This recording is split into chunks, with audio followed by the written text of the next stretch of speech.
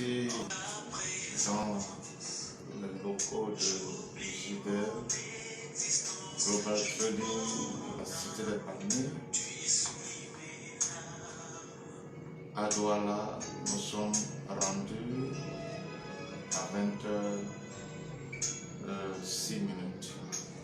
Les 20h06, ici à la cité des Palmiers, comme je dis, dans les locaux de l'entreprise JBL Global Trading. Alors, c'est l'émission qui va bientôt commencer. L'heure de rendez-vous.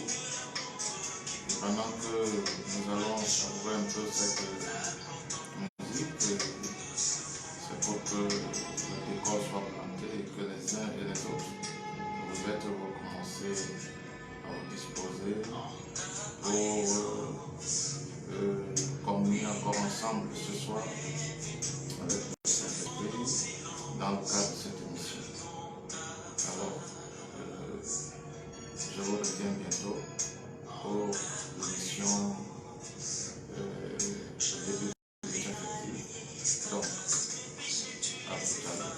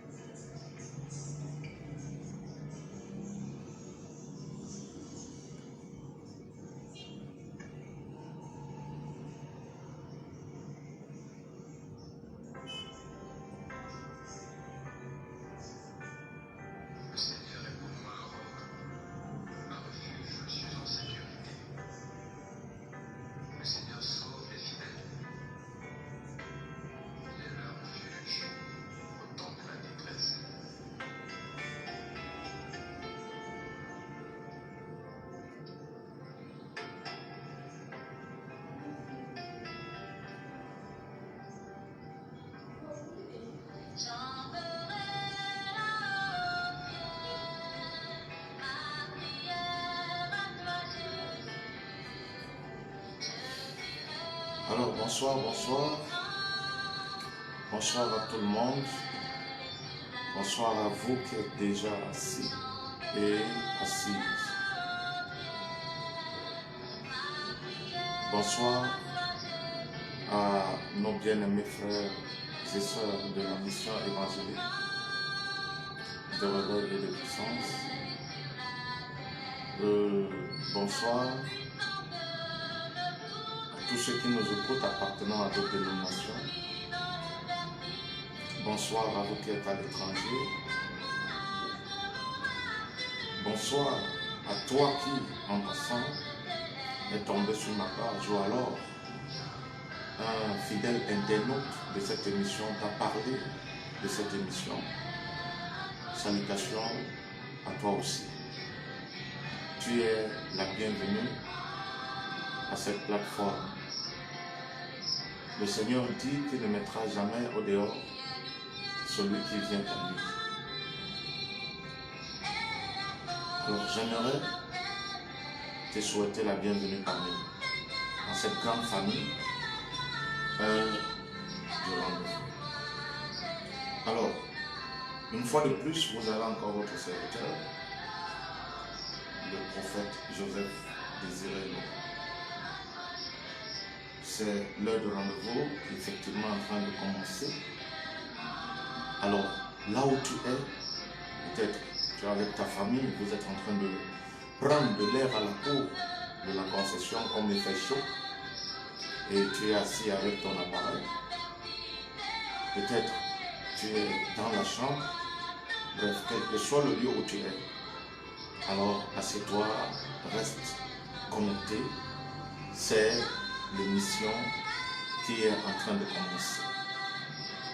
Alors, nous allons prier pour nous recommander au Seigneur, recommander notre entendement au Seigneur, recommander tout ce que nous faisons au Seigneur, afin qu'il se glorifie encore ce soir. Nous sommes dans la prière au nom de Jésus-Christ. Merci,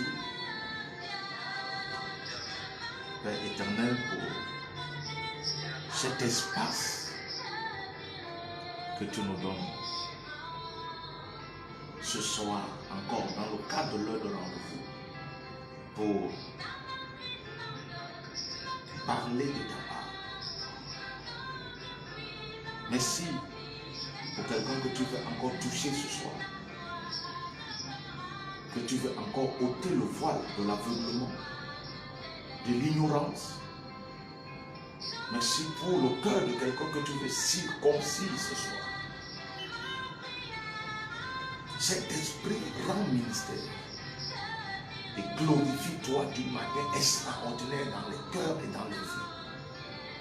Que l'entendement de chacun soit béni. Parle ce soir, instruis ce soir, équipe ce soir solidement dans le précieux nom de Jésus-Christ. Qu'il n'y ait aucune plateforme satanique qui s'établit. Que seul ton règne soit établi et établi dans le cœur. À toi le nom, à toi la gloire. Tu es Dieu, à dehors de toi, il n'y a point d'autre. Glorifie ton nom d'une manière extraordinaire. Merci pour ta fidélité. Je recommande tous ceux qui nous écoutent de près comme de loin, afin que tu les saisisses par ta grâce, par ton autorité, par ta puissance, par ta vérité. Ta parole est vérité. Merci pour tout. Merci pour cet instant. Merci pour ce moment. Merci pour cette coordination. Merci Seigneur Jésus. Merci pour cette émission. Merci pour tout ce que tu fais, tout ce que tu accomplis. Oh Dieu de gloire, tout ce que tu opères. Que ton nom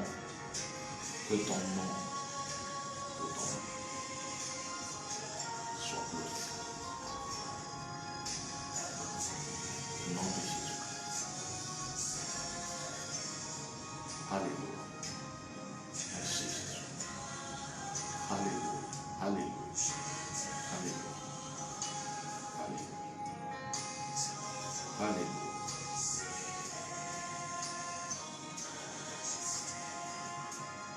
Au nom de Jésus-Christ, j'ai prié. Amen. Amen. Amen. Amen. Alors une fois de plus, bonsoir à vous. Nous sommes là encore ce soir par la grâce de Dieu. Et c'est le Saint-Esprit qui coordonne toutes choses dans le cadre de cette émission.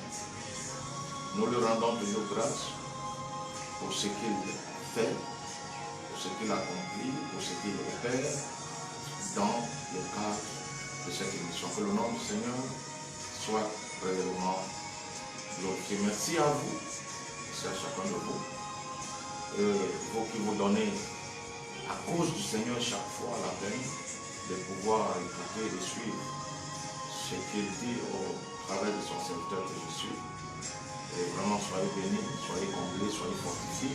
Merci pour tout ce qui prie pour moi, particulièrement qui prie pour l'émission, qui prie pour l'équipe avec laquelle je travaille. Merci beaucoup, que le Seigneur se souvienne de vous.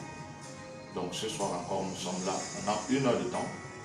Nous sommes pratiquement rendus à 20h16. Donc je vais vous enseigner la parole de Dieu. Nous sommes en train de traiter un grand thème en fait, la doctrine de Christ.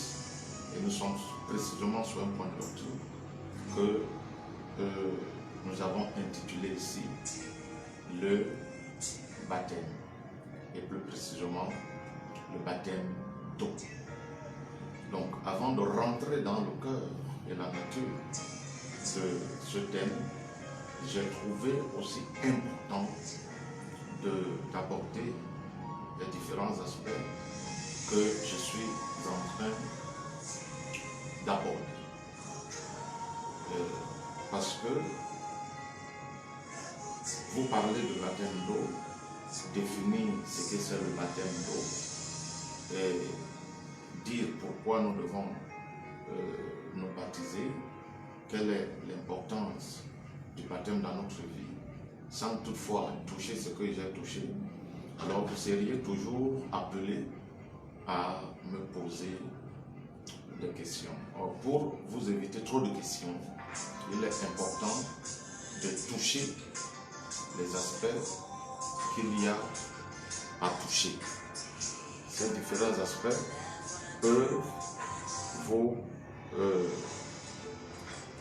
permettre de mieux vous fixer par rapport à ce thème. Donc, dans l'introduction de cet enseignement, nous avons parlé que la Bible révèle 3 types de baptême d'eau. Nous avons parlé du premier, qui est le baptême d'eau par Jean, ou le baptême de Jean. Nous avons parlé du second, qui est le baptême au nom du Père, du Fils et du Saint-Esprit. Et nous avons dit qu'il y a le troisième, qui est le baptême d'eau par les apôtres au nom de Jésus, ou alors au nom de Jésus-Christ. Donc, ces 3 types de baptême ne doivent pas susciter la confusion, ne doivent pas être un sujet de confusion. Alors, ces baptêmes ont bel et bien eu lieu. Ces baptêmes ont été appliqués dans les temps bibliques. Le baptême de Jean, en son temps, a été appliqué. Le baptême au nom du Père, du Fils et du Saint-Esprit a été appliqué. Le baptême au nom de Jésus-Christ a été appliqué. Donc, la Bible parle des 3 baptêmes. Et si déjà la Bible parle d'une chose, nous devons la prendre au sérieux parce que nous savons que l'Écriture dit que tout ce qui s'est passé pour nous servir de témoignage et d'exemple. Donc la parole de Dieu le dit, on a déjà lu cela plusieurs fois. Donc ce qui est écrit maintenant. Il est important de comprendre que tout ce qui est biblique, c'est-à-dire tout ce qui est écrit dans la Bible, n'est pas nécessairement d'actualité, je l'ai dit hier. Et je vais encore insister là-dessus pour vous dire pourquoi je le dis. Donc, nous ne pouvons pas simplement ressortir le baptême qui est d'actualité et nous dire, bon, comme c'est le baptême qui est d'actualité, bon, nous allons simplement enseigner là-dessus. Quelqu'un va se poser la question, mais pourquoi Jean a baptisé, pourquoi les apôtres ont baptisé? Donc ça suscite toujours des questions qui vont nécessiter des réponses. Or, on ne va pas toujours laisser les gens dans une faim et une soif. Donc, il est important de toucher ce qui a touché pour que les choses Sois clair dans ton esprit, toi qui m'écoutes. Parce que la parole de Dieu, c'est Dieu lui-même. Et Dieu se révèle. Amen. Donc, ce soir, nous allons toucher le deuxième baptême, qui est le baptême des nations. Le baptême au nom du Père, du Fils et du Saint-Esprit. J'ai dit hier que le baptême de Jean-Baptiste était le baptême qui était institué par le Père pour préparer le peuple d'Israël à recevoir leur Messie. Dans la mission de Jésus-Christ sur la terre, sa mission avait aussi cet aspect, c'est-à-dire il y avait un aspect qui était d'abord pour les Juifs et l'autre aspect pour les hommes des nations. Donc, Jésus est venu pour les Juifs. C'est vrai, c'est la vérité. Mais Jésus n'est pas venu uniquement pour les Juifs.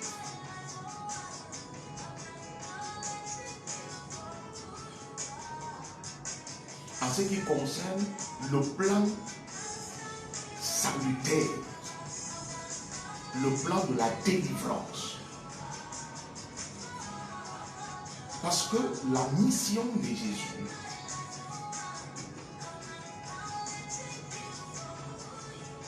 était différente de la mission des autres prophètes. Vous devez le comprendre. Les prophètes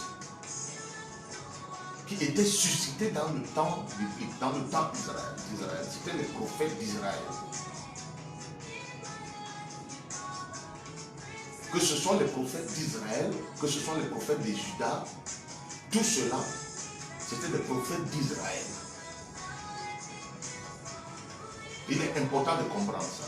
Donc leur mission était, si vous voulez, cadrée, limitée, déterminée.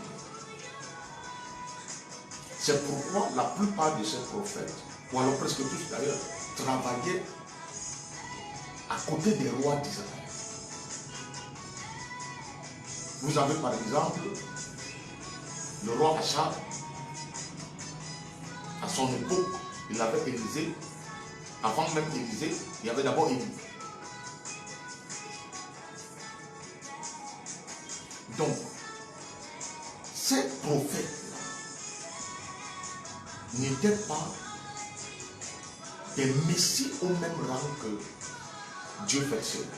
C'est ce qui différencie Jésus de tout autre prophète, même de moi qui vous parle.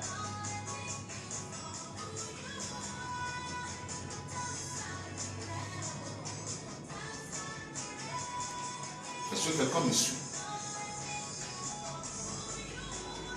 Or, Jésus est le prophète, le Messie des Juifs, le Messie d'Israël, mais il est aussi le sauveur de l'humanité. Or, l'humanité n'est pas que les Juifs. Quand on parle de l'humanité, on ne fait pas seulement allusion aux Hébreux, on ne fait pas seulement allusion à la nation d'Israël, on ne fait pas seulement allusion aux Juifs. Je vous ai dit que cet terme ne vous étonne pas. J'aurai le temps à vous expliquer tout cela par la grâce de Dieu.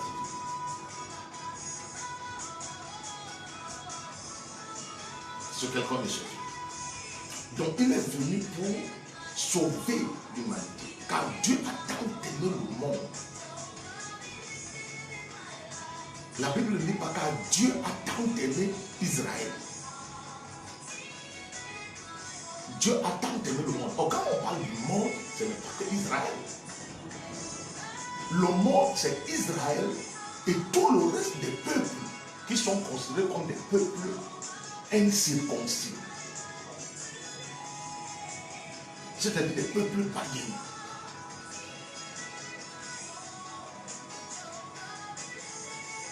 Donc, quand on parle du monde, on parle d'Israël, et tout le reste des peuples. C'est pourquoi Jésus n'était pas qu'un simple prophète. Lorsqu'on le réduit à un simple prophète, on est en train de limiter la personne du Seigneur Jésus. C'est Dieu qui s'est fait chair.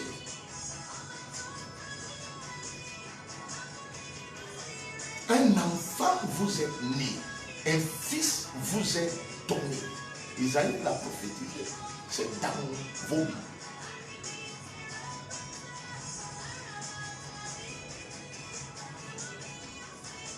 Alors, automatiquement, il fallait que les hommes des nations que nous sommes, que nous nous sentions dans cette affaire. Les Juifs ont eu un premier baptême, mais qui alors était le baptême de la préparation de recevoir le Seigneur.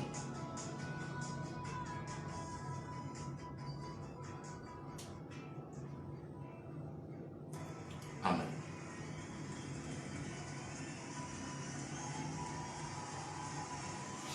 Alors, il était donc important que nous puissions, Dieu s'étant tourné vers nous aussi, vers nous les peuples païens, que nous puissions trouver notre compte dans cette affaire. Donc le second baptême, c'est le baptême d'eau au nom du Père, du Fils et du Saint-Esprit.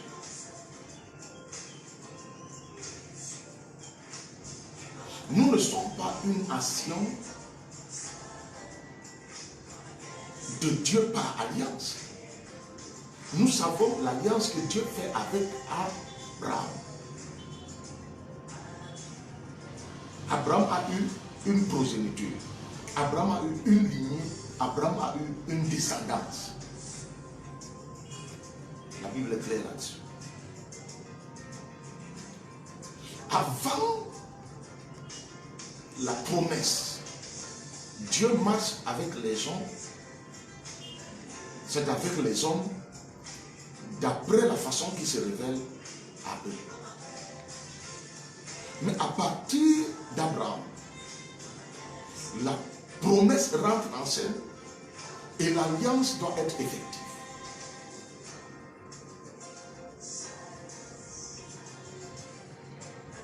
Est-ce que quelqu'un me sait?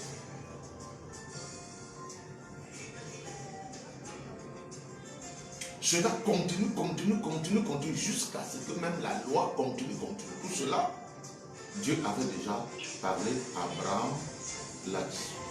Maintenant, les hommes des nations, c'est des païens voués à leur idolâtrie. Ils adorent ce qu'ils peuvent estimer adorer. Ils n'ont pas une direction d'adoration comme Abraham. Dieu vient lui dire dans Genèse, quitte ton pays, quitte ta patrie, quitte la maison de ton père. D'ailleurs, son père était un adorateur de la nature. Pirate n'était pas un adorateur du Dieu créateur de toutes choses.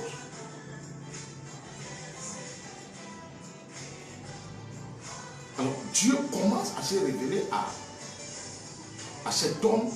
Nous le retrouvons dans Genèse 12, Dieu lui dit, quitte ton pays, quitte ta patrie. Genèse 12 à partir du verset 1. Quitte ton pays, quitte ta patrie, quitte la maison de ton père. Va là où je vais t'indiquer. Donc Dieu rentre en contact avec lui.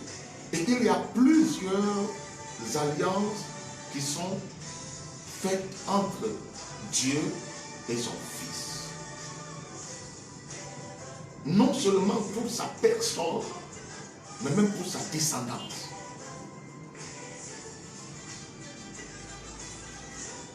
Nous voyons à Genèse 15, dans Genèse 15, comment Dieu parle à Abraham et lui dit, la nation qui sortira de toi sera asservie par une nation étrangère. pendant 400 ans, et après ces années, je délivrerai cette nation qui sortira de toi. Donc, déjà, dans les entrailles d'Abraham, il y avait Israël, dont le petit-fils d'Abraham, qu'on appelait Jacob, que la Bible nous a présenté comme étant Jacob. C'est pourquoi Hébreu dit que même quand Abraham était allé donner la dîme à Melchisédek, Lévi était dans ses entrailles. Donc, Israël a eu un départ avec leur ancêtre qu'on a appelé Abraham. C'est pourquoi c'est le peuple de Dieu par alliance.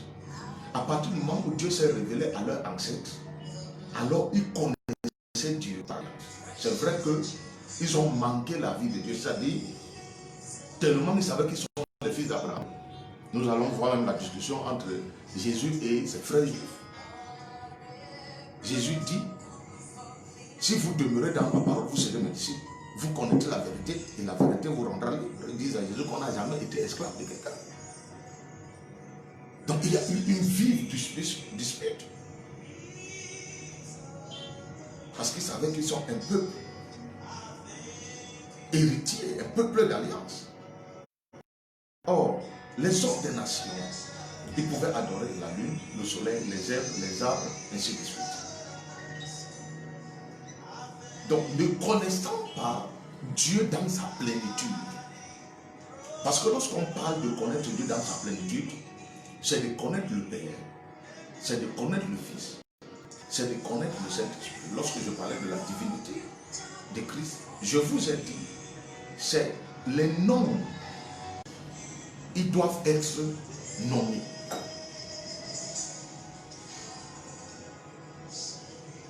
Vous savez, quand Dieu envoie Moïse, quand le Père envoie Moïse, il lui dit, bon, va vers tes frères. Moïse lui dit, non. Ils vont me demander qui t'a envoyé, parce que c'est ça, la réalité sur la terre. La nomination. L'on est distingué et différencié par des noms aussi que nous portons. À partir de ton nom, on peut connaître de quelle tribu tu viens. De quelle famille tu appartiens, de quel peuple tu appartiens. À partir du nom, quand tu donnes seulement ton nom, on peut reconnaître que tu es Camerounais par exemple, ou alors tu appartiens au Centrafrique. Donc tu viens de l'Afrique centrale. Parce que l'Afrique centrale, ils ont des noms qui sont un peu similaires, alors qu'ils se ressemblent un peu différents. Par exemple, de l'Afrique de l'Ouest. Parce que vous suivez le nom du Burkinabé, de la Côte d'Ivoire, du Bénin, c'est des noms qui se ressemblent. Donc à partir de là, on peut vous reconnaître. De votre région, on peut reconnaître votre pays, on peut reconnaître la zone dans laquelle vous venez. À partir de votre nom. Donc Dieu lui dit, dis-leur que c'est le Jésus qui t'envoie. Parce qu'on doit toujours se poser sur quelque chose, même pour croire.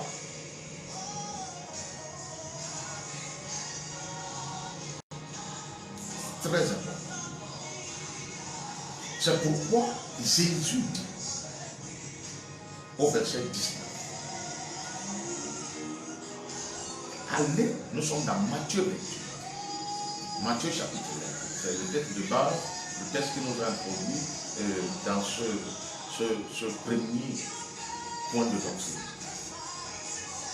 Allez, faites de toutes les nations, Matthieu 28, verset 19. Allez, faites de toutes les nations des disciples, les baptisants au nom du Père, du Fils et du Saint-Esprit. Donc, Jésus n'ignorait pas ce qu'il faisait.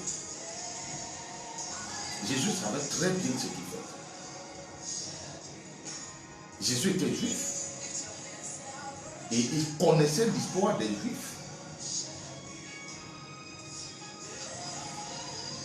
Il connaissait l'histoire des Juifs. Il connaissait l'histoire d'Israël. Toutes ces choses, il les connaissait. Mais pourquoi il parle ainsi? Quand Jésus parle ici, il n'est pas en train de parler, il n'a pas en face de lui les hommes des nations. Jésus est en train de parler à ses apôtres. Il est important de souligner cela.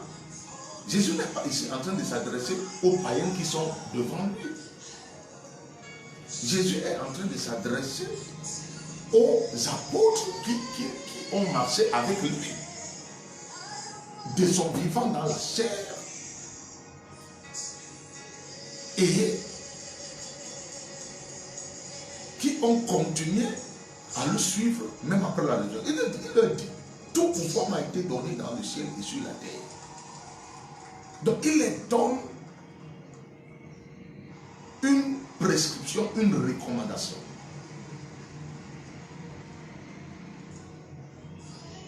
Jésus n'a jamais demandé à ses apôtres que vous trouvez qu'on doit baptiser comment.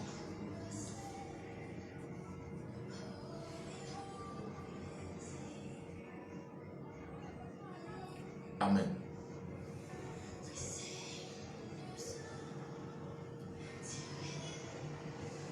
Parce que le salut n'était pas simplement réservé ou alors uniquement réservé aux Juifs.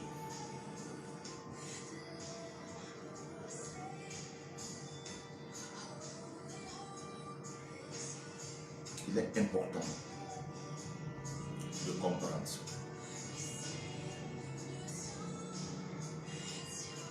C'est très important. Je ne sais pas si quelqu'un est en train de me suivre.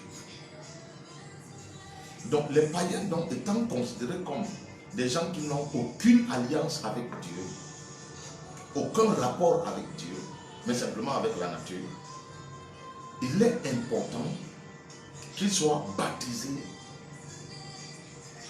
dans cette plénitude, en utilisant cette formule. La formule, elle est aussi importante.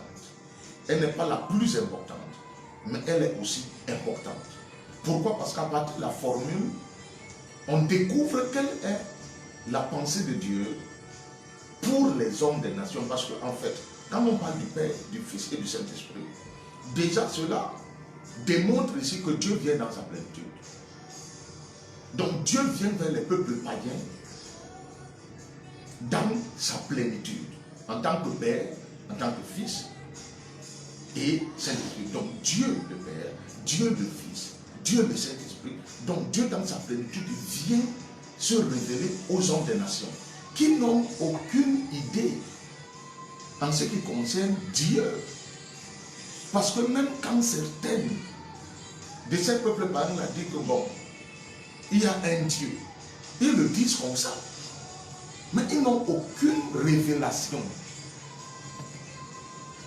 Ils n'ont aucune révélation sur le Père. Ils n'ont aucune révélation sur le Fils. Ils n'ont aucune révélation sur le Saint-Esprit. Ils ne connaissent rien du tout. C'est pourquoi ils croient à la nature. C'est pourquoi ils se confient à la mer, aux océans. C'est pourquoi ils se confient aux arbres. C'est pourquoi ils se sont établis des rituels, des rites de fonctionnement.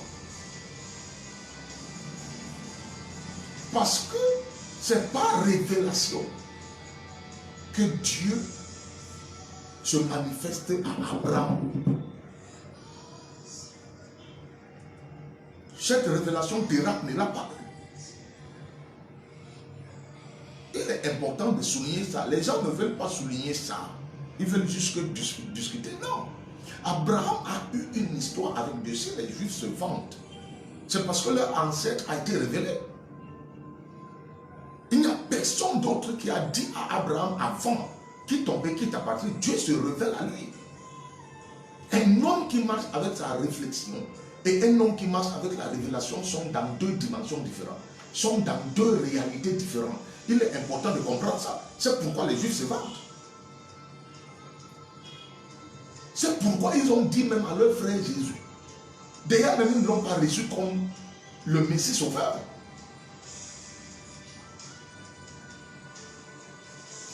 Puisque nous, on n'a jamais été esclaves de personne.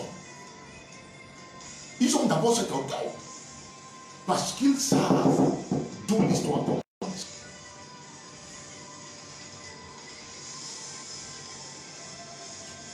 Amen. Et comme je l'ai souvent dit dans le cadre de la communauté où je suis pasteur, Abraham n'a jamais été juif, mais il est le père des juifs. Abraham n'a jamais été juif, mais il est le père des juifs.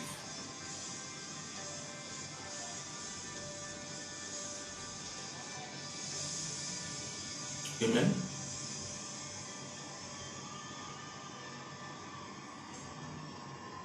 Alors, ce baptême,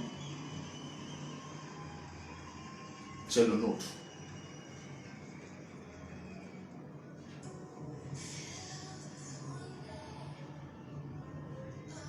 Il est important de comprendre ça.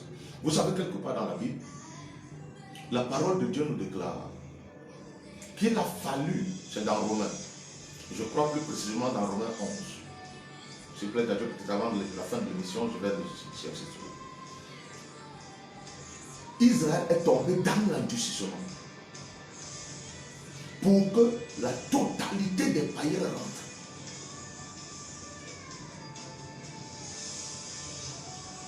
Afin que lorsque la totalité des païens vont entrer, alors Israël à nouveau va retrouver sa grâce et continuer. La Bible dit.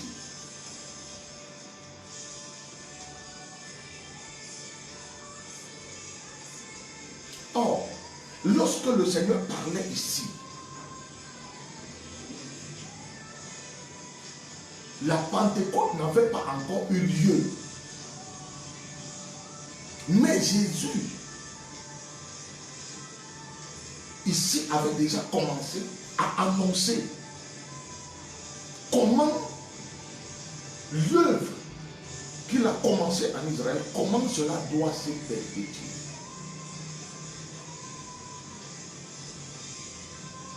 Comment l'évangile doit être présenté aux hommes des nations.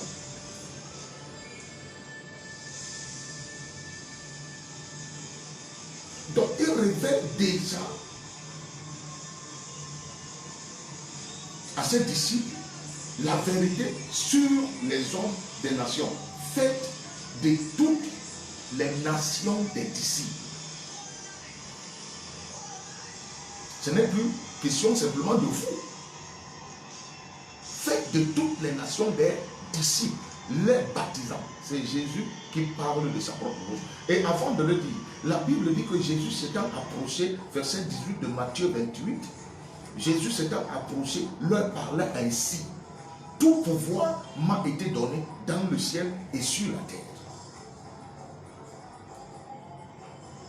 Jésus leur présente sa souveraineté.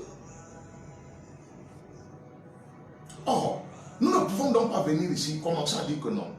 Jésus a parlé ainsi et les apôtres ont reçu la révélation. Que ce qu'il leur dit ici, c'est quoi? Si vous ne comprenez pas les Écritures ni la puissance de Dieu, vous restez simplement tranquille.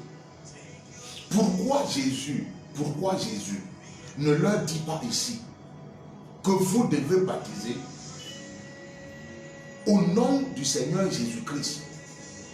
Il devait leur dire, allez, faites de toutes les nations des disciples, baptisez-leur au nom de Jésus-Christ.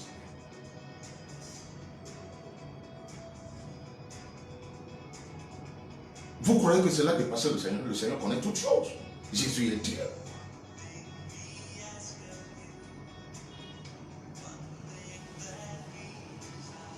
Pourquoi il doit leur parler du nom du Père et du Fils pour les laisser avoir la révélation sur le Père, la révélation sur le Fils, la révélation sur le Saint-Esprit? Comme si c'était juste des manifestations. Le Père est une personne, le Fils est une personne à part entière, le Saint-Esprit est une personne à part entière. Je vous l'ai dit, le Fils, dans leur conseil, il n'y a pas de chef. Ils sont tous égaux. Dans leur conseil, le Fils, la parole, s'est trouvé digne pour se faire un corps rentrer dans l'humanité, dans la dimension physique et naturelle pour sauver l'humanité. Mais ils sont égaux. Il est important de comprendre cela. Donc, nous ne pouvons pas négliger ce que le Seigneur Jésus a dit. Juste parce que vous voulez me faire croire, ou vous voulez me faire comprendre que non, la venue du Saint-Esprit a changé l'ordre des choses. Amen. Le Seigneur Jésus ne leur dit pas que lorsque le Saint-Esprit viendra, il vous rappellera tout de suite. Il vous rappellera les choses que Jésus a dites aux apôtres. Le Saint-Esprit avait le devoir de les rappeler. Donc vous voulez me faire comprendre que le Saint-Esprit a oublié ce que Jésus a dit ici dans Matthieu 28, 19. Et il a plaqué autre chose. La question ici, c'est que pourquoi les disciples, après avoir entendu ceci, baptisent au nom de Jésus-Christ? Et nous devons avoir une réponse là-dessus. Mais ne me laissez pas croire que non. Comme les branhamistes disent, Père, Fils et Saint-Esprit veut dire Seigneur Jésus-Christ. Ça c'est le français.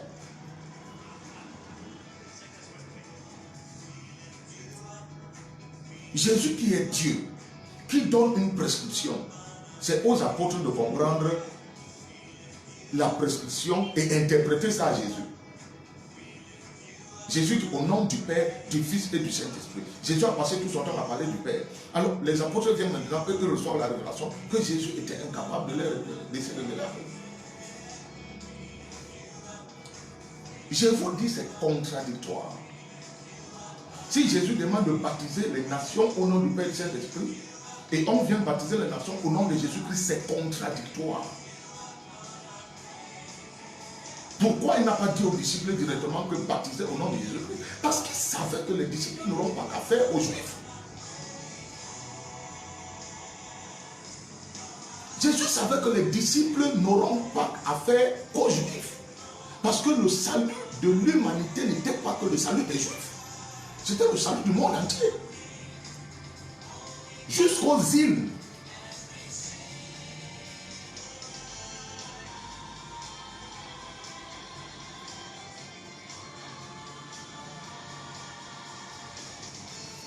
Même les théologiens n'arrivent pas ils ont des disputes là-dessus. Ils n'arrivent pas à expliquer ça.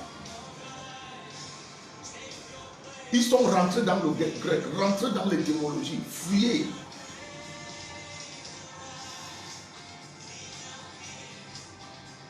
Les Juifs connaissaient Adonai, le Père. Les Juifs connaissaient la puissance de Dieu, le Saint-Esprit. Mais ils avaient un problème avec le Fils.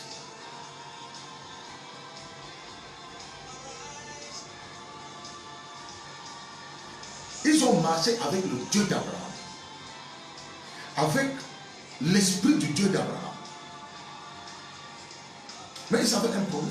C'est pourquoi vous allez vous rendre compte que parmi ce qui a poussé les Juifs à tuer le Seigneur, quoique c'était le plan de Père, c'était parce qu'il disait qu'il était le Fils de Dieu. C'était un blasphème.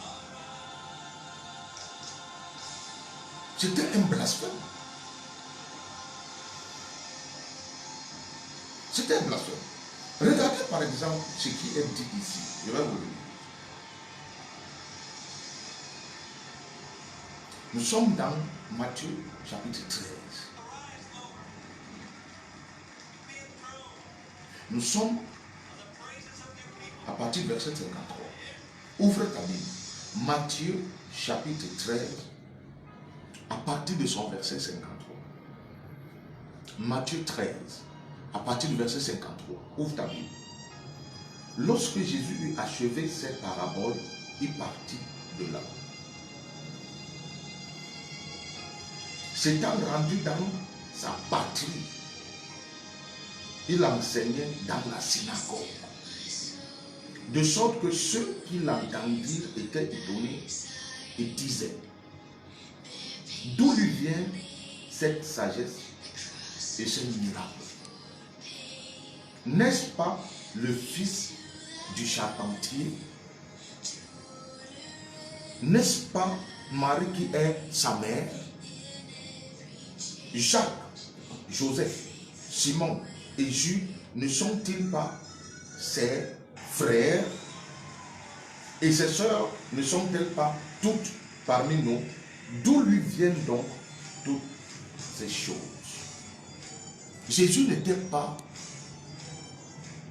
plus qu'un fils de charpentier. Donc quand il disait qu'il est le fils de Dieu, dans la tête de tout juif, personne n'était digne d'être élevé en fils de Dieu. Personne. Et ils savaient dans leur tête que Dieu n'a qu'un seul fils, celui qui doit venir. Et ils ne pouvaient pas accepter que le fils de Dieu, c'est le fils du charpentier. Parce que pour eux, la conception et la naissance de Jésus n'avaient rien de différent à toutes les autres naissances. Certains, quelques-uns, pouvaient appréhender, mais la grande majorité était dans la discussion.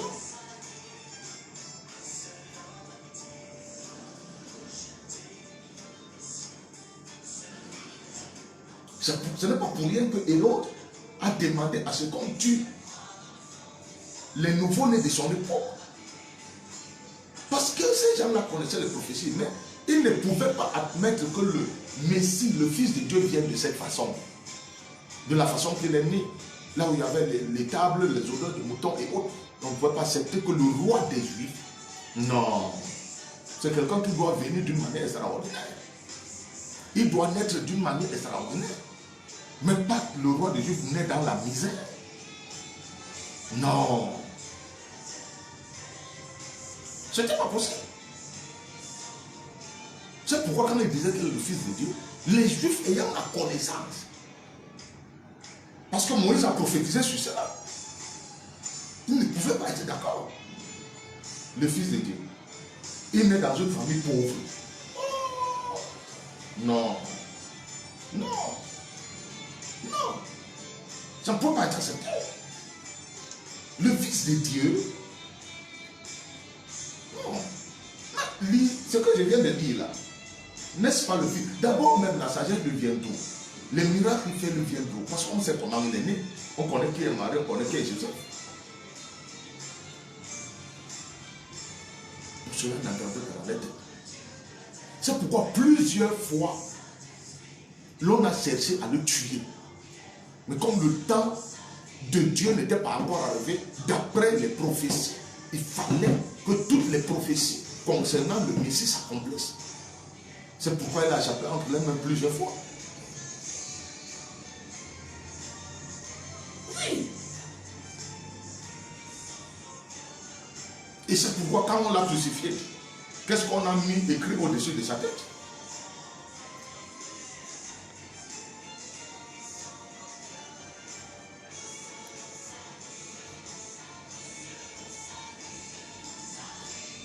Donc ça n'entre pas. Donc, il ne connaissait donc pas, il n'avait pas conscience du Fils. C'est-à-dire pour faire la plénitude, parce qu'il connaissait déjà le Père, connaissait le Saint-Esprit, mais il ne connaissait pas le Fils. Quand l'on dit qu'il connaissait le Père, il connaissait le Saint-Esprit, il ne connaissait pas le Saint-Esprit parce qu'ils étaient baptisés Saint-Esprit, non. Mais ils avaient la connaissance qu'il y a l'Esprit de Dieu. Ils avaient la connaissance sur l'Esprit de Dieu. Mais ils ne connaissaient pas le Fils. Donc, dans la plénitude de Dieu, il leur fallait le Fils. Mais les païens n'avaient ni le Père, ni le Fils, ni le Saint-Esprit. C'est pourquoi cette formule leur a été donnée. Qui, c'est vrai, est une formule, mais en même temps, ça révèle ici la plénitude de Dieu.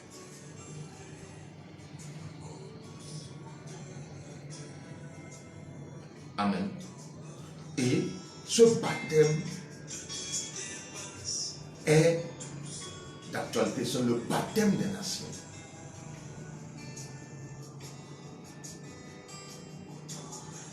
Lorsque l'évangile quitte le territoire des Juifs, l'évangile s'étale et s'étend vers les hommes des nations.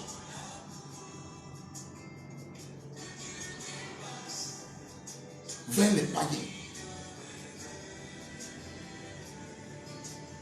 Oui.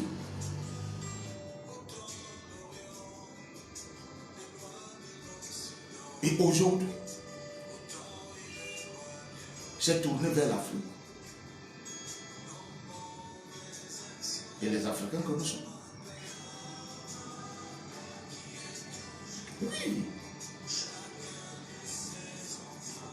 C'est pourquoi beaucoup ont parlé du dernier réveil qui vient de l'Afrique.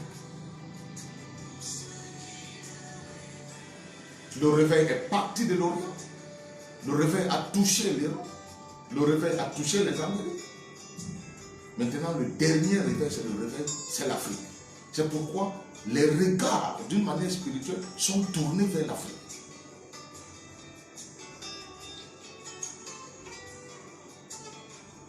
Oui.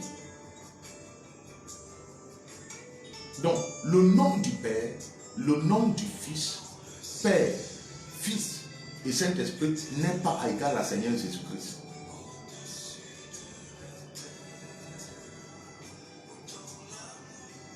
Si tu veux mettre une égalité, on sort Fils. Dans Père et Saint-Esprit, on ressort Fils.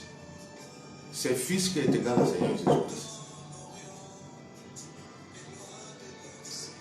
Parce que le Saint-Esprit, c'est une personne à part entière. Le Père est une personne à part entière. Si tu ne veux pas croire que Dieu, c'est trois, tu laisses. Toi, tu crois que tu es esprit, tu crois que tu es âme, tu crois que tu es corps. Mais tu ne veux pas accepter que Dieu, le Père, c'est une personne, le Saint-Esprit, c'est une personne, le Fils, c'est une personne. Mais toi, tu crois que tu es trois en un.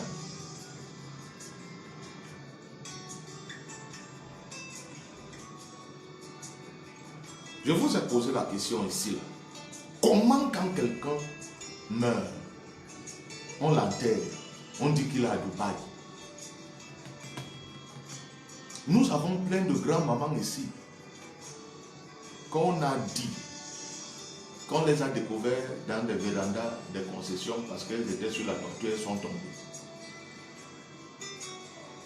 Et directement, lorsque le soleil arrivait, leur corps ont commencé à être transformés. On a entendu plein de ces choses à Douala à une époque. Parfois même à Ebolo va partout au Cameroun. Mais leur corps physique était dans la maison.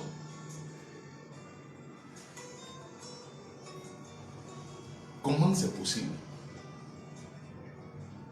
Hein? Vous qui avez fait la science.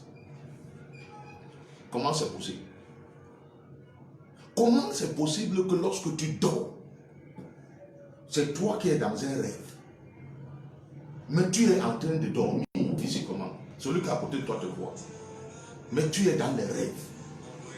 Et parfois là-bas dans les rêves, on te lance une flèche, on te flèche, on tire sur toi, on te tape. Quand tu te réveilles, tu sens mal.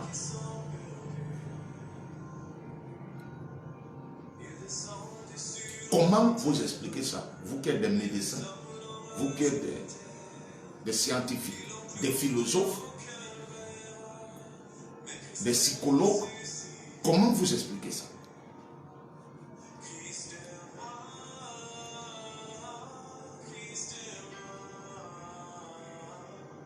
Donc, il est important de comprendre que Jésus n'a pas fait erreur en disant que les hommes des nations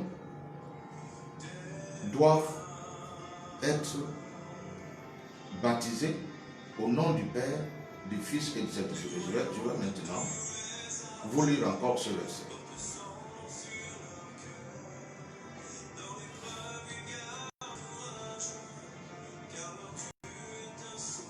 Nous sommes dans Actes chapitre 1.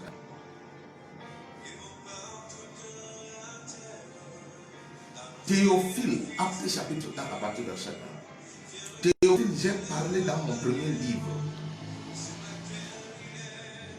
Il est question aussi du livre de Luc. De tout ce que Jésus a commencé de faire et d'enseigner dès le commencement. Dans le premier livre ici, il est question du livre de Luc.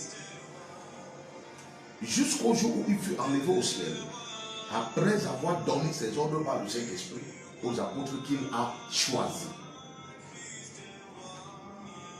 Après qu'il eut souffert, il leur apparut vivant et leur en donna plusieurs preuves, se montrant à eux pendant 40 jours et parlant des choses qui concernent le royaume de Dieu, y compris Matthieu 28, 19. Jésus était déjà ressuscité. Je vais vous montrer un peu la relation qu'il y a entre Matthieu 28, 19 et Actes chapitre 1. Comme il se trouvait avec eux, il les recommanda de ne pas se loin de Jérusalem, mais d'attendre ce que le Père a promis, ce que je vous ai annoncé, leur dit-il. Car Jean a baptisé d'eau, mais vous, dans peu de jours, vous serez baptisés du Saint-Esprit. Il ne dit pas vous serez remplis, vous serez baptisés du Saint-Esprit. Si l'écrivain dans Acte 2 a mis vous serez remplis, c'est son problème. C'est son problème. Vous devez le comprendre. Nous n'allons pas faire les erreurs avec le Saint-Esprit parce que les écrivains ont fait les erreurs. Si les apôtres, après avoir écouté et ont fait autre chose, ça c'est leur problème. Ça c'est leur problème. Le même esprit qu'ils ont eu, c'est le même esprit que nous avons. Du moins, si toi tu ne l'as pas, c'est le même esprit que moi j'ai.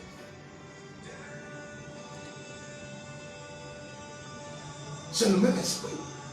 Et le même Jésus qui les parle, qui les a parlé, c'est le même Jésus qui nous parle à nous tous qui avons le Saint-Esprit. Le véritable Saint-Esprit. Pas les langues que les gens parlent. Parler en langue ne veut pas dire qu'on a le Saint-Esprit. Parler en langue ne veut pas dire qu'on a le Saint-Esprit. On peut parler en langue qu'on n'a pas le Saint-Esprit. Il y a les esprits familiers qui se manifestent par le parler en langue. Il y a les esprits des eaux qui se manifestent par le parler en langue. Il y a des esprits des forêts, des montagnes qui se manifestent par le parler en langue. Parler en langue, rikoko, bababa. Parler en langue ne veut pas dire qu'on est baptisé du Saint-Esprit.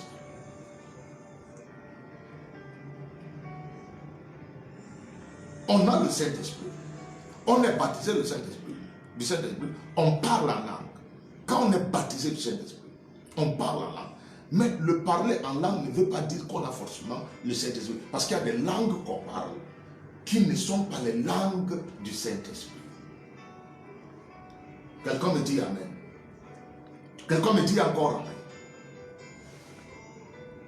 Reste à savoir pour tous ceux qui sont qui parlent en langue, reste à savoir s'ils sont baptisés du Saint-Esprit.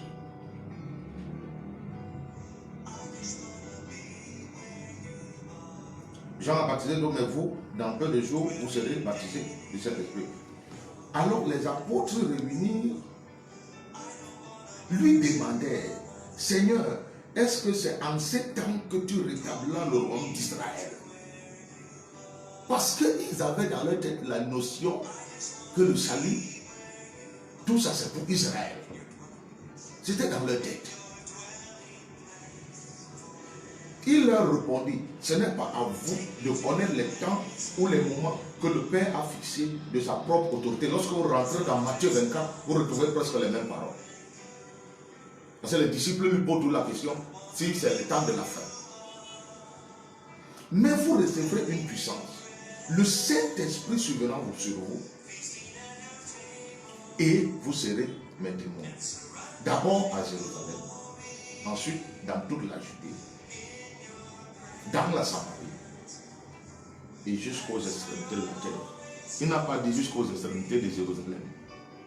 Il dit jusqu'aux extrémités de la terre. Les extrémités de la terre, c'est où? C'est où? Ici, il a dit, allez, faites de toutes les nations. Donc, il est important, ce soir, de comprendre que le baptême d'eau, au nom du Père, du Fils et du Saint-Esprit, c'est le baptême qui est d'actualité. À notre jour, si on vous baptise d'un autre baptême, il y a un problème. Même si vous êtes engagé n'importe comment. De la même manière que les Juifs ont appliqué le baptême de Jean pour être prêts, de la même manière, nous devons être baptisés au nom de Jésus-Christ. Au nom du Père, du Fils et du Saint-Esprit, autant pour moi, aujourd'hui, pour être conforme.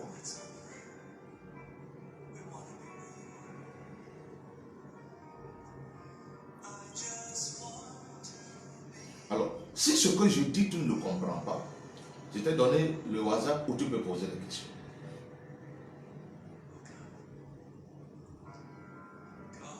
Tu es libre. Mais je me force à être clair.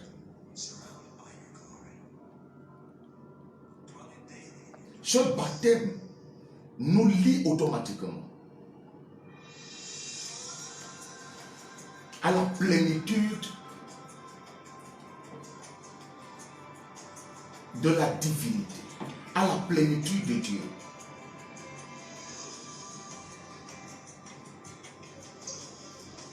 Quand je parle d'abord, quand je parle du baptême, je ne parle pas d'abord ici de l'acte, mais je parle d'abord ici de la formule qui est utilisée. Lorsque ça s'applique, quand je suis en train de baptiser au nom du Père, du Fils et du Saint-Esprit, je suis en train d'introduire dans la plénitude. C'est pourquoi quand quelqu'un sort du baptême d'eau au nom du Père, du Fils et du Saint-Esprit, il faut qu'il reçoive le Saint-Esprit. Parce que avant d'être baptisé, tu as d'abord reçu qui? Jésus-Christ. Hein? Tu es baptisé maintenant au nom du Père, du Fils et du Saint-Esprit. Donc il est important ici pour toi d'être baptisé du Saint-Esprit. Parce qu'au travers de Jésus-Christ, tu connais qui est le Père. Tu connais qui est le Fils. C'est normal que l'Esprit de Dieu vienne habiter en toi. C'est normal que l'Esprit de Dieu vienne habiter en toi. Donc c'est normal que tu sois baptisé du Saint-Esprit.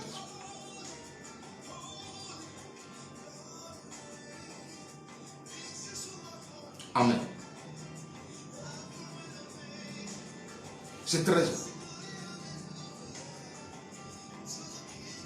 Or, vous allez vous rendre compte que ceux qui ont marché avec Jésus avaient une compréhension différente des autres Juifs.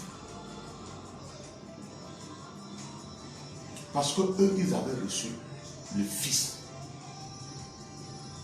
Et comme ils avaient reçu le Fils et qu'ils avaient la connaissance du Père et de l'Esprit, ça n'a pas été difficile pour eux d'être baptisés du Saint-Esprit. Parce que lorsque vous écoutez par exemple les discours de Pierre, il vous rappelle même ce que David disait concernant le Père, pas seulement le Fils. Ils sont inséparables et indivisibles.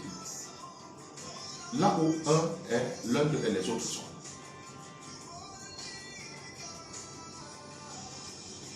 Or, les Juifs qui sont restés dans l'incrédulité, avec la connaissance du Père et de l'Esprit de Dieu, mais ignorant le Fils, n'ont jamais été baptisés Saint-Esprit. Quoiqu'ils en avaient la connaissance comme une connaissance intelligible. Mais ceux qui ont marché avec l'agneau, la promesse devait s'accomplir sur eux. Et ça s'est accompli parce qu'ils ont cru au Fils unique de Dieu. L'Esprit est venu en terre.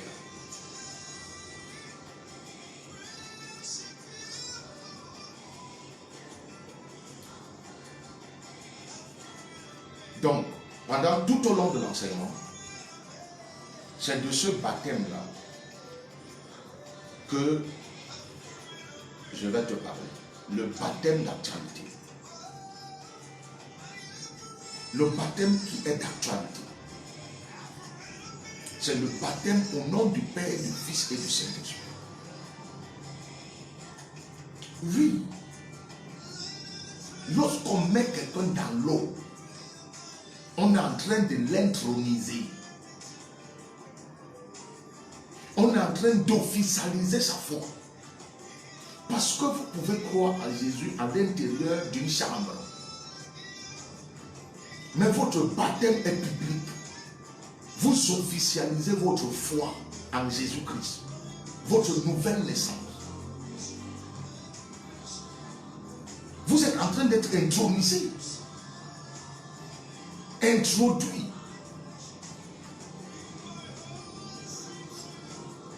Le nom et la formule qui est utilisée font asseoir ce qui est en train de se passer. Le baptême ne doit pas être appliqué. L'acte de baptême ne doit pas être appliqué dans le mutisme. Cette formule est comme la clé. Avant que je ne te sorte de l'eau, cette formule doit être appliquée.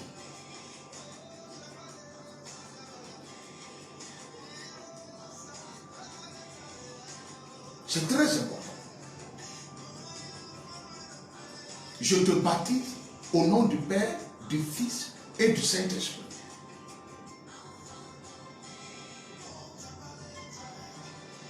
Je te mets dans l'eau et je te ressors. Il n'y a pas de mutisme.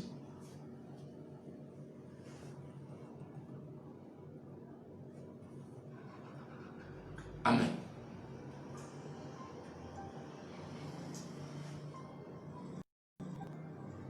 Alors, nous pourrons nous poser la question, mais pourquoi le baptême des gens, il n'y avait pas de forme? Alors, Jean-Baptiste avait eu des directives du Père.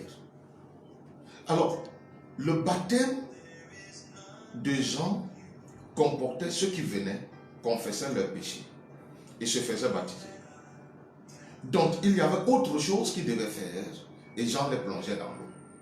Alors, Jean ne pouvait pas les plonger dans l'eau avec une formule dont il n'a pas reçu la recommandation. Parce que je sais que vous pouvez vous poser des questions comme ça.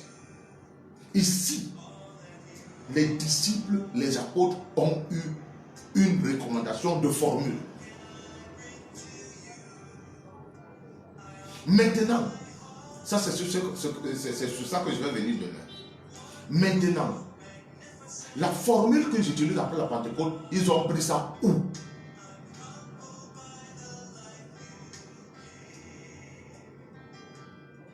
Moi, je ne peux pas baptiser les gens au nom de Jésus-Christ. Qu'est-ce que Jésus a dit aux apôtres? Il faut m'enlever que tel pasteur n'est pas Jésus-Christ. Tel pasteur n'est pas Jésus-Christ. C'est pourquoi je vous disais hier, tout ce qui est biblique n'est pas forcément d'actualité. Nous avons des choses qui se font dans la Bible qui ne sont pas d'actualité. Je vais vous prendre un exemple sur lequel je vais arriver. Je vais vous prendre quelques exemples maintenant parce que je suis en train de vouloir finir l'émission. Nous avons par exemple le lavement des pieds, le lavage des pieds. La Bible dit que Jésus a lavé les pieds de ses disciples. C'est biblique. Mais est-ce que c'est d'actualité?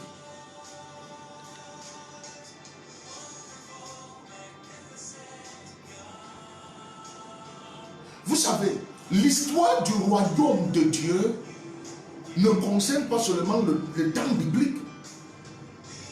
Il y a des gens qui ont marché avec Dieu qui ne sont pas inscrits dans la Bible.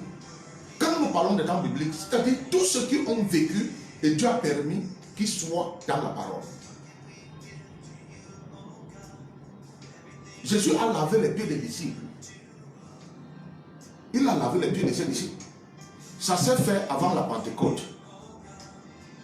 Ton pasteur te parle, lui, quand il a cru au Seigneur Jésus-Christ, on l'a lavé les pieds. Pourquoi son pasteur ne l'a pas lavé les pieds? Ils ont eu le lavage des pieds avant de prendre la Sainte Seine, oui ou non? Toi, tu prends la Sainte Seine, ça fait 40 ans. Tu as lavé les pieds. Pourquoi tu ne laisses pas là? Donc nous ne devons pas tomber dans des choses bêtement. Il y a certaines choses que le Seigneur les a faites avec ses apôtres, avec le peuple d'Israël. Je dis bien certaines, je ne dis pas toutes. Il y a certaines qui ne sont plus d'actualité, il y a d'autres qui sont d'actualité. Vous devez vous approcher de Dieu humblement. Vous venez dans le Seigneur avec l'orgueil. Vous sortez des écoles bibliques où vous avez appris la philosophie humaine. Vous venez la comparer avec la parole de Dieu. Venez à Dieu simplement tel que vous êtes. Il va se révéler humblement à vous.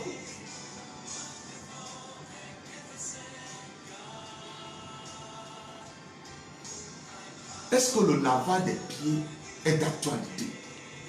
C'est ce que je dis premièrement. Deuxièmement, toujours dans la parole de Dieu là,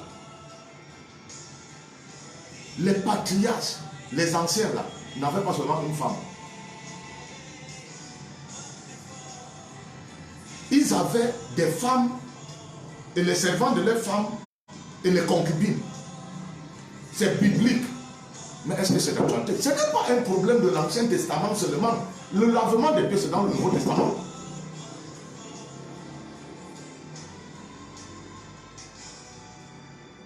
C'est pourquoi vous voyez donc, les gens s'embrouillent parce que les gens suivent les expressions. Là, on a regardé dans tout le Nouveau Testament, surtout après les évangiles, on a voulu voir le terme dîme, on n'a pas vu. Et beaucoup ont dit, la dîme est biblique, mais la dîme n'est pas chrétienne. Mais ceux qui le disent, ils disent que la dîme est biblique, mais la dîme n'est pas chrétienne. Ils ont 2, 3 femmes. Avoir 3 femmes est biblique et c'est chrétien, ou c'est biblique et ce n'est pas chrétien. Il ne faut pas qu'on vous perde avec les mots. Un homme de Dieu doit être capable de démontrer par la Bible de A à Z ce qui est biblique et qui est d'actualité et ce qui est biblique et qui n'est pas d'actualité. Quand on parle d'actualité, c'est-à-dire dans notre ère, dans notre jour, cela est faisable.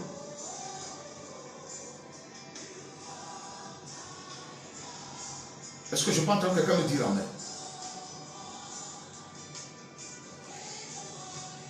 L'on doit être capable.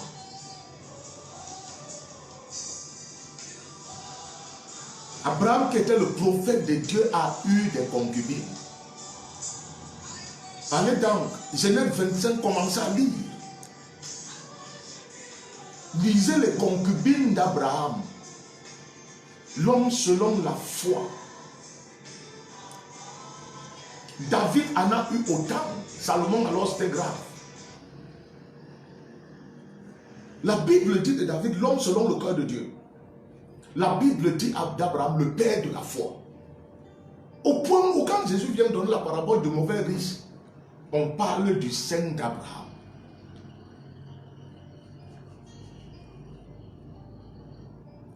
C'est pour autant que toi, pasteur, aujourd'hui, tu dois avoir plusieurs femmes.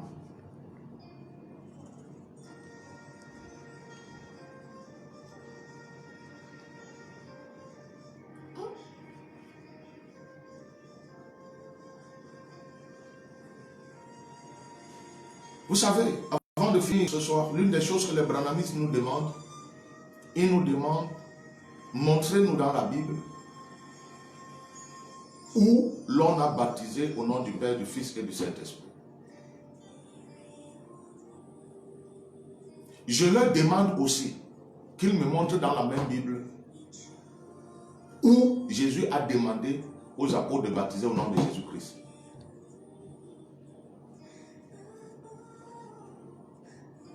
Qu'ils me montrent. Tous ces branhamismes-là, et avec ses fils, les Capo, Philippe et autres, ils disent qu'il n'y a nulle part dans la Bible où on a baptisé au nom du Père, du Fils et du Saint-Esprit. Oui. Mais qu'ils me montrent aussi là où Jésus a demandé aux disciples de baptiser au nom de Jésus-Christ.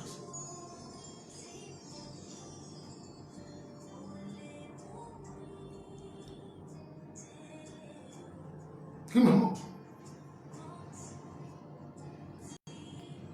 Donc en comprenant demain, vous devez comprendre pourquoi les disciples ont baptisé au nom de Jésus-Christ.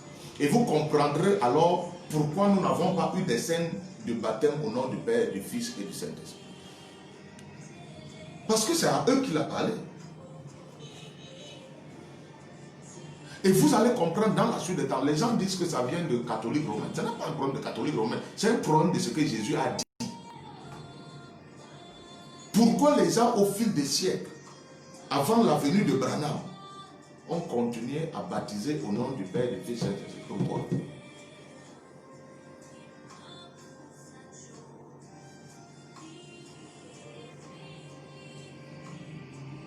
Amen.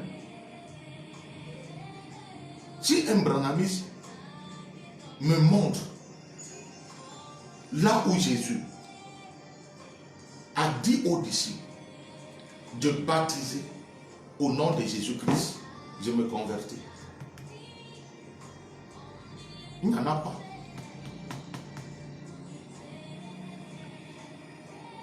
Il n'y en a pas. Moi, au moins, j'ai une preuve biblique de ce que Jésus a dit. Moi-même, j'ai été baptisé au nom du Père, du Fils et du Saint-Esprit. J'ai le Saint-Esprit. Les branhamistes ne sont pas baptisés du Saint-Esprit. Les branhamistes ne sont pas baptisés du Saint-Esprit. La plupart de ceux que vous voyez là-bas, qui ont le baptême du Saint-Esprit, c'est des gens qui sont quittés dans nos milieux là pour aller là. Branham lui-même n'était pas baptisé du Saint-Esprit. C'est pourquoi il a assez posé des questions des miracles qu'il faisait. C'est comme les tibis au soir.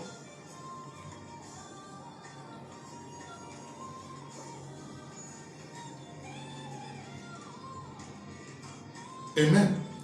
Si c'était faux, c'est que mon pasteur avant moi n'a pas été baptisé du Saint-Esprit. C'est que moi-même je n'ai pas eu le Saint-Esprit. Les branhamistes n'ont pas le Saint-Esprit. Ils ne sont pas baptisés du Saint-Esprit.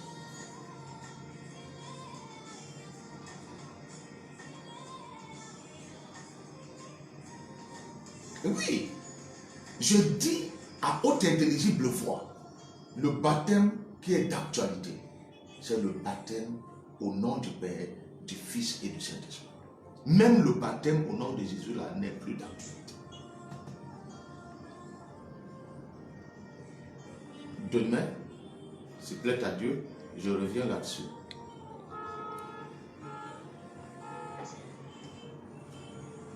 Donc, je voudrais me résumer avant de finir. Il est important que nous comprenions que les Juifs ont eu la connaissance du Père et de l'Esprit du Père.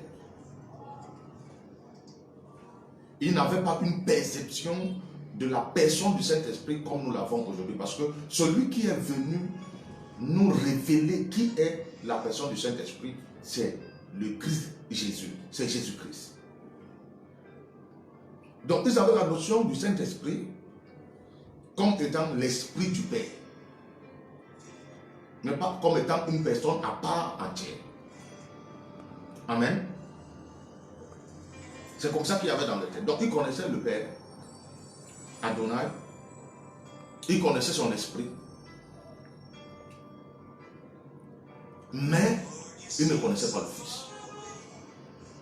Or, les hommes des nations ne connaissaient ni le Père, ni le Fils, ni le Saint-Esprit. Or, quand Jésus vient maintenant, il vient pour le salut de l'humanité. Lorsque vous venez, vous recevez Jésus-Christ. Mais vous ignorez encore qui est le Père, qui est le Saint-Esprit. Alors très tôt, en étant rentré en contact avec le Fils, il vous révèle qui est le Père et qui est le Saint-Esprit.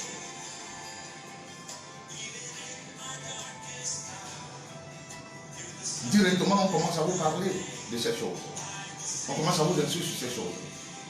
C'est pourquoi vous allez vous rendre compte aussi. Philippe disait, montre-nous le Père. Parce que les Juifs qui avaient suivi Jésus, qui l'avaient reçu, étaient différents. Ils étaient différents. Il dit, montre-nous le Père, cela nous suffit. Il fallait qu'eux aussi rentrent dans la plénitude. Ils avaient une connaissance du Père comme ça. Parce que c'est cette descendance qu'on devait les enseigner la Torah. Mais avec Jésus, ils ont eu une autre connaissance amplifiée de qui est le Père, de qui est le Fils et de qui est le Saint-Esprit. Jésus a dit, il est avantageux pour vous que je m'en aille. Donc le Seigneur doit être pleinement en vous. Vous devez le connaître pleinement. Sinon, il y a un problème. Tu ne peux pas les diviser. Ils sont indivisibles. Nous, les hommes des nations maintenant, le Seigneur étant venu à nous, il ne vient pas à nous seuls, il vient à nous, oui. Il est devant, mais il vient avec le Père, il vient avec le Fils, parce qu'ils travaillent ensemble. Et avec le Saint-Esprit, ils travaillent ensemble. Oui. Ils travaillent ensemble. Ils travaillent ensemble.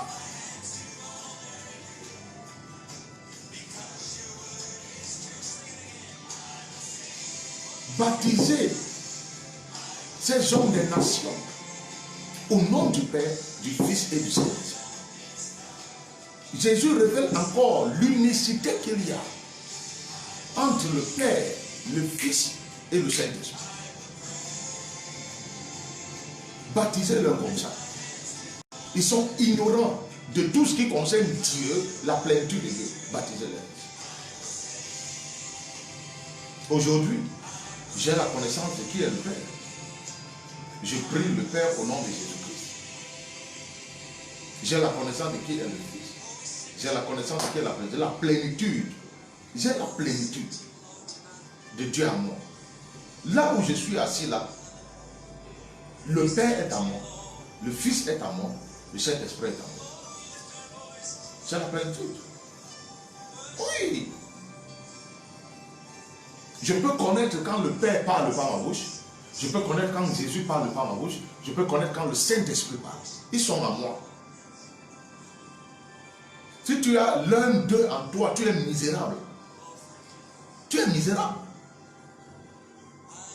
Tu es misérable.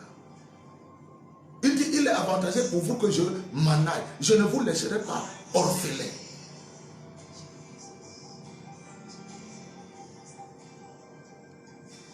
Je vais lire ce texte et j'ai fini par là. Je sais que je suis déjà peut-être à 5 ou 10 minutes de plus.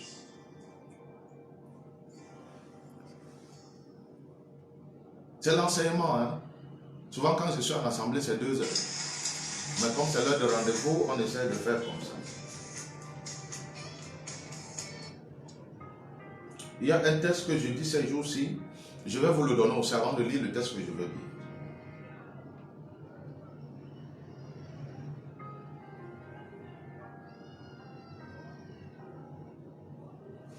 Nous sommes dans Matthieu, chapitre 11.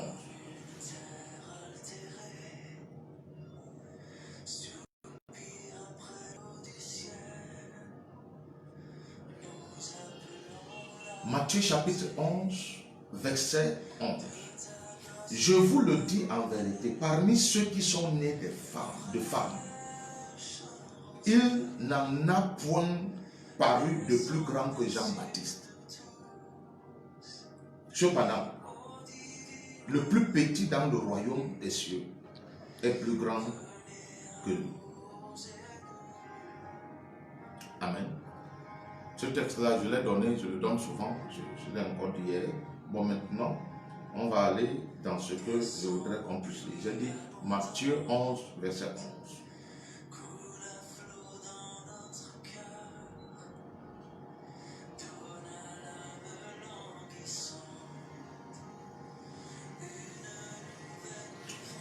Je vais lire toujours dans Matthieu 11, mais maintenant le verset 25. En ce temps-là, Jésus prit la parole et dit, je te loue, Père, Seigneur du ciel et de la terre, de ce que tu as caché ces choses aux sages et aux intelligents, et de ce que tu les as révélées aux enfants. Oui, Père, je te loue de ce que tu l'as voulu ainsi. Toutes choses m'ont été données par mon Père, et personne ne connaît le Fils.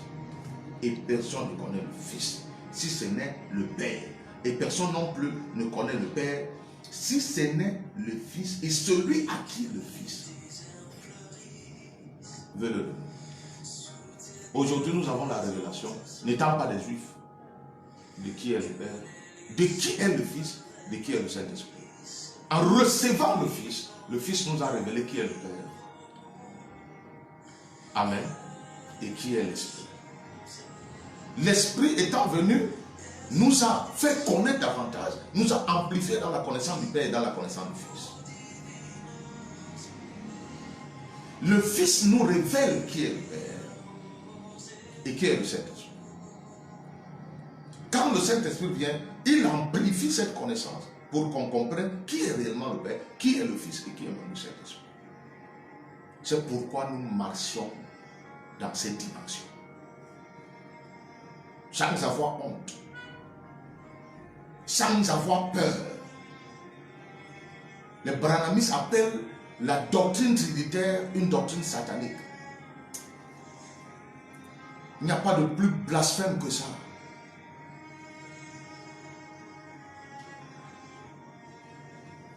La Bible vous parle de quoi?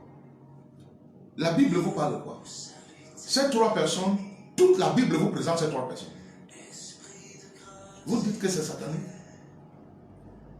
Faites attention. Faites attention. Je suis en train d'enseigner.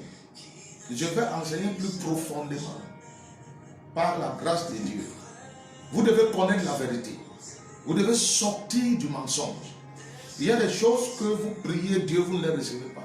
Il y a quelque chose qui ne va pas dans ta vie. Il y a quelque chose qui ne va pas. Tu es un contemporain. On t'a baptisé comment? Avec quelle formule? L'engagement n'annule pas la formule.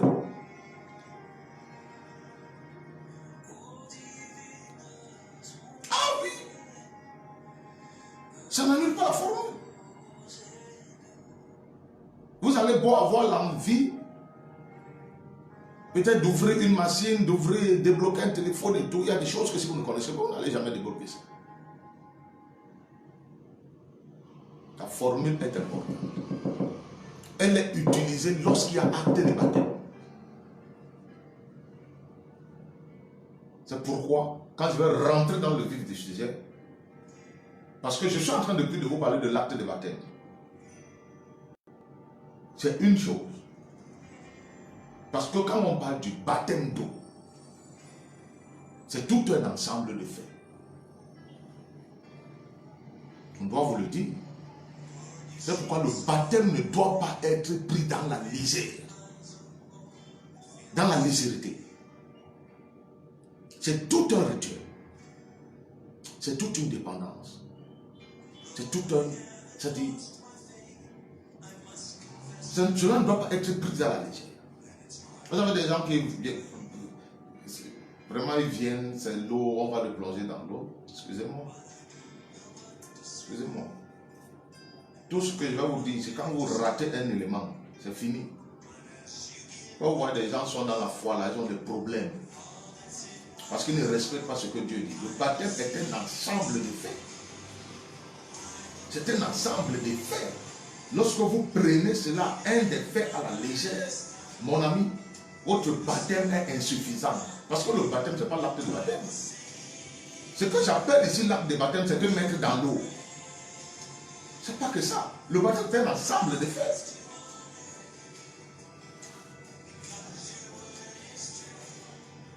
Tu m'entends? Je vais vous montrer même des influences qui sont là-dedans. Qui te met dans l'eau? Il a été baptisé comment? Si vous avez été baptisé au nom de Jésus-Christ, vous venez à la mission évangélique de réveil. Je vous consacre pasteur. Vous allez baptiser des gens. Ces gens n'auront jamais de succès. Vous avez un problème. Vous devez vous baptiser. Vous devez prendre le baptême qui est confort. Oui. Sinon, vous piétinez la parole de Dieu. Vous êtes baptisé au nom de Jésus, que vous êtes juif. Vous êtes juif. Vous allez me prendre des exemples. Tous les exemples, là, il connaît. Pierre est allé chez Corneille et tout ça. Il connaît tout ça. On va voir ça demain. Vous êtes juif.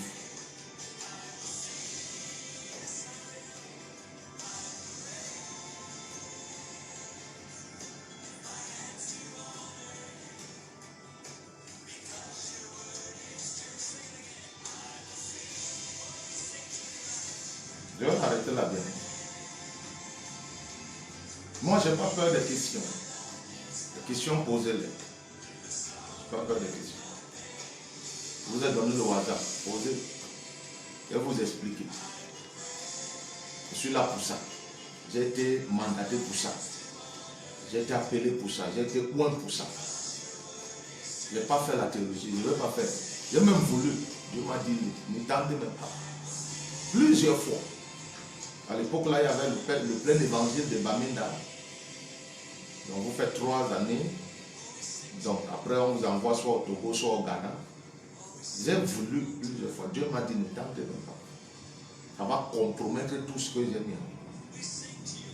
Tout ce que tu vas faire pour moi, là, ça sera un bouillon terrible.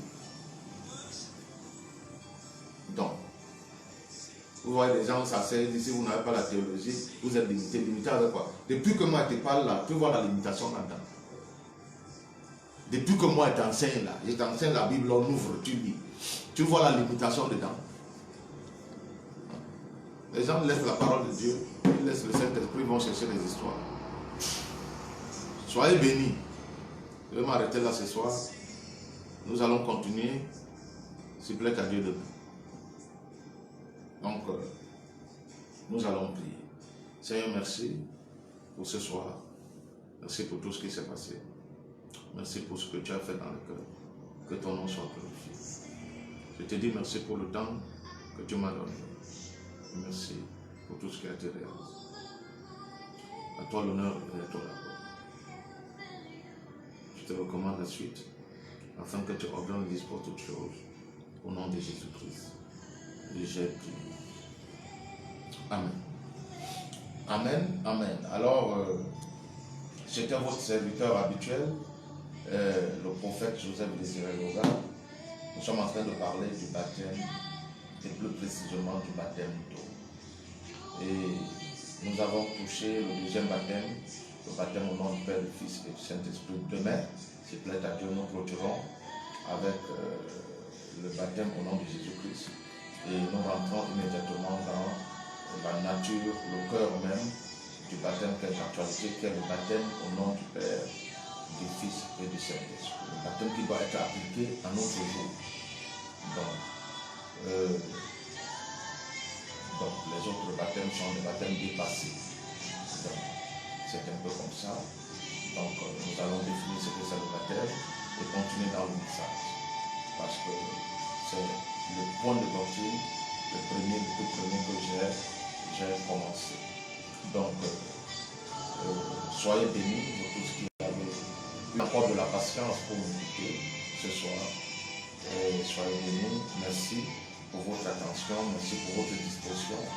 Merci pour le temps que vous disposez pour venir m'écouter dans le cadre de cette émission.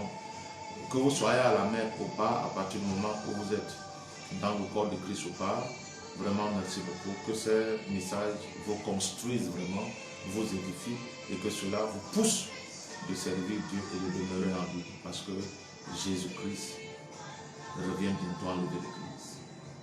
S'il plaît à Dieu, à demain. Bonne nuit à chacun de vous et que le Seigneur nous garde tous dans sa grâce. Au nom de Jésus-Christ. Amen.